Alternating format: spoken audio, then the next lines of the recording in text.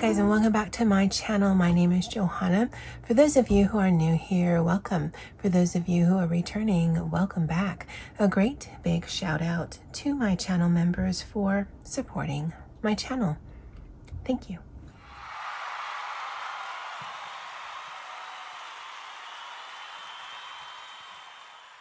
All right, so this is part 2 of my reading journal journey, and I wanted to talk a little bit about the systems that I've tried and ultimately why they didn't work.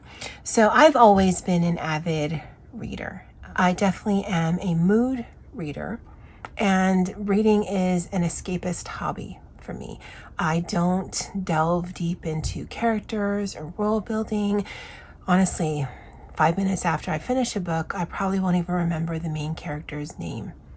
That's not why I'm reading. I'm just trying to get out of my head for little short amounts of time. When my sister passed away in 2013, I really fell off reading because that was a hobby that we shared, and I didn't really actually pick up reading until 2018-19 when my friend Andie suggested we do buddy reads together. I didn't understand what it was, and so our first buddy reads were very formal. I treated it like a book report. That has since been super relaxed. But I noticed a few years ago that I could see books on my shelf that I know I've read and I've read with her, but I couldn't tell you when that was, and that bothered me. And so I decided for the initial volley of tracking reading information to do a reference journal. And so that's what this is right here. This was a long-term reference journal. If you are in the journaling or planning world, you know that on a daily, monthly, weekly basis, you log information in whatever your system is. And so long as you keep that system, you keep the information. But if you don't keep those systems, or if you want to kind of collect that in a system where it's only tracking certain things, then you may want to do a long-term reference collection type of journal. And that means it is warehousing things over a period of years versus warehousing just 6 months or a year's worth of information. I knew I wasn't going to do a table of contents, or I wasn't going to do it well, but I gave it a good college try. Yeah, that fell off after a while. And I messed something up, and so I redid this again, and that's why those things were clipped together. And so initially when I had started this back in 2021, I wasn't reading a lot. Again, 10 to 15 books per year would be a good year for me.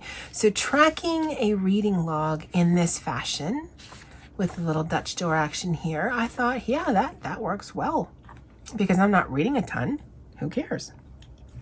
I actually filled up the bookshelf before I filled up the 2 lists here. Again, cool. And then this was tracking other things. This was during the pandemic. And I wasn't reading a lot. I wasn't coloring a lot. I wasn't doing a lot until I was. And then it was like, oh, this system isn't going to work. Tracking buddy colors like this wasn't going to work. And so I just let it be sort of a fluid system because I don't look at work that I've done before and think, oh my God, I wasted all my time because that's not working anymore. I look at it, this was time and effort that I spent, and it worked until it didn't, and let's figure out how to make it work now. And so this journal actually is now my coloring book journal, because the long-term reference journal just wasn't fitting my needs. And so this latter part in here is just for my coloring book hobby. And again, if there's pages open like this, I'm not going to get fussed about it. My hobbies are here to help me with my anxiety and my stress, to help me feel creative, but I don't feel any kind of compulsion to use every single surface area to get my money's worth. I've already feel like this has already given me my money's worth in here because it helped me with a need that I thought, and then it also helped evolve when that need wasn't working. Fine, it's just a notebook. This isn't rocket science. But because the volume of books that I was reading increased exponentially in 2022, because I picked up the Kindle app as well as Kindle Unlimited, that system that I showed you wasn't going to work because I didn't want to jump around to find the different reading sections in a long-term collection. If I was only reading 10 books a year, 15 books a year, I wouldn't mind skipping here to here because it wouldn't be that much anyway. But I was reading hundreds of books, and so I thought, okay, no, I'm just going to make a devoted reading journal. So I retroed this into the information I have. I don't have anything prior to 2021. Put down the books that I have. I still need to put these books in here. Clearly I haven't done that. And then I did one of those aesthetic scrapbooking reading journals that you see on YouTube. And it wasn't like I felt I was forced to. No. I knew I liked this style.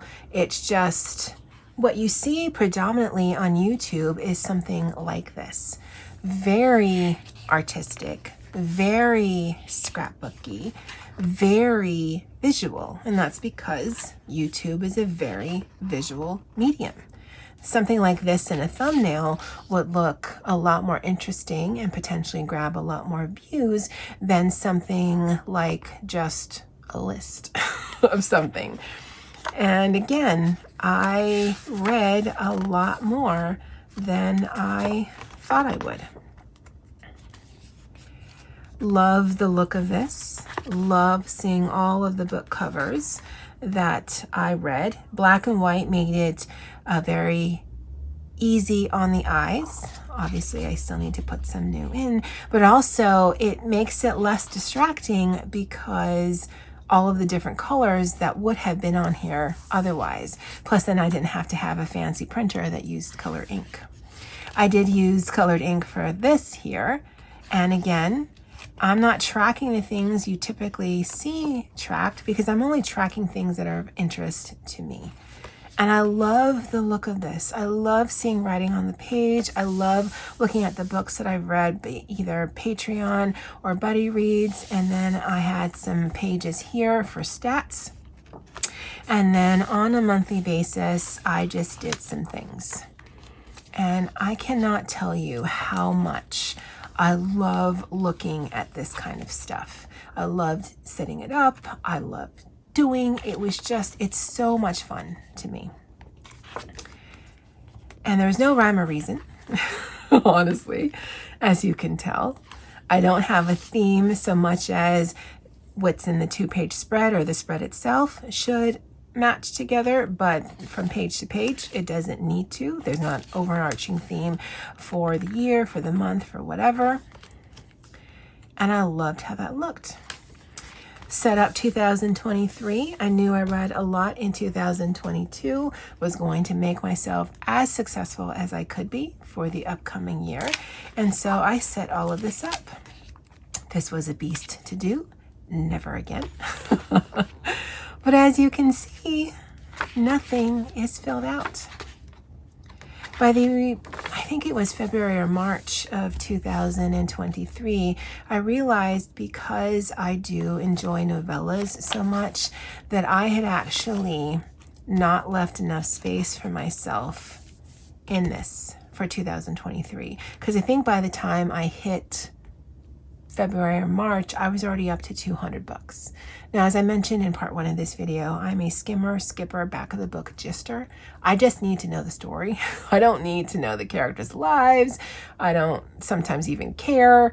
I love the banter. I love action, but angst and drama and woe is me and non-communication, and the various tropes. Yeah, I'll just skip it, just skip it, just skip it until I get to something that's good. Now, if I get to the end of the book and I'm like, oh, wait, I'm really curious, I can always go back. But if I can just get the gist of it, I'm good.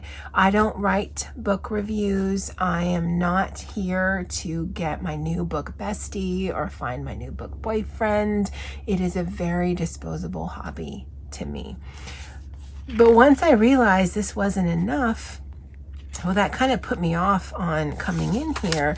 But also 2023 was a really hard year for me because of issues at work by way of staffing. And even though I had set this up to be as successful in this as I could, I also knew that I just did not have the amount of time something like this would need to maintain. And I think that's probably the biggest thing about the scrapbooking type of journal, is that you really have to commit to time to it. And I felt like that just wasn't something that I had, or if I had, I didn't want to devote to this particular hobby, because tracking what you're reading and then having a reading hobby clearly are two different hobbies. And so in part one, I've showed you the system I have now. It's very much just lists. If I add some book covers or some deco, it's very minimal, especially when you look at where I've come from. And then what I'm using this for now is a supplemental for 2024, where I really enjoy the Aurelium readathon that G from Book Roast hosts. And so for the monthly challenges, I had set up this section here. I need to go back and fill in books for May, June, and the current month we're in, July. And then I set up the April spring equinox here, and then I'm on the lookout for the one for August so that I can do the August, is it the August equinox? Autumn equinox to finish out the Aurelium challenge. And then the rest of this I'm just using as collage paper. And so for me, ultimately, it came down to time. I love playing around with paper and stickers and just figuring out really interesting spreads. I love using my stuff, but I just realized that this is too time consuming for me to maintain any kind of consistency. And once you fall behind on something like this, considering the volume that I'm doing, then I really had to pick my battles on what do I want to use my time for. And this clearly did not win. Now, not gonna lie, even these empty pages, I just love looking at it. I love looking at the fact that when I was setting this up, I was enjoying it. Well, okay, not this spread, because after a while, it wasn't even the stamping that was driving me crazy. It was the counting and the writing the numbers. But visually, you gotta admit, that's gorgeous. But yeah, so if you're struggling with your own reading journal, you may want to just try a month where you're just writing things down. Don't worry about the deco. Don't worry about how it's going to look in a thumbnail or how it's going to look on Instagram or Pinterest. Just get the information that you want to track and then figure out, by way of time that you have, effort and energy that you have, and then what it is that you actually want to know a year from now, 5 years from now, and then just kind of go from there. I hope this video makes sense. Again, there is nothing wrong with this style, and I've incorporated enough for me to get that kind of scrapbooky thing that I want, but in a very manageable way. But if you are struggling yourself, I'm hoping this gives you an idea of why that might be an issue because of the time, but also gives you ideas on how you can handle it moving forward. If you want to see my simplified current reading journal process, go ahead and check out the video I've linked in the description box. I'd love to know what you think, if you have your own reading journal system, and if it leans more towards this sort of aesthetic scrapbooking system, or if yours is more just a listing type of system or something in between. Let me know in the comment section below. below. All right, guys. Well, that's it for me for now. And as always, aloha.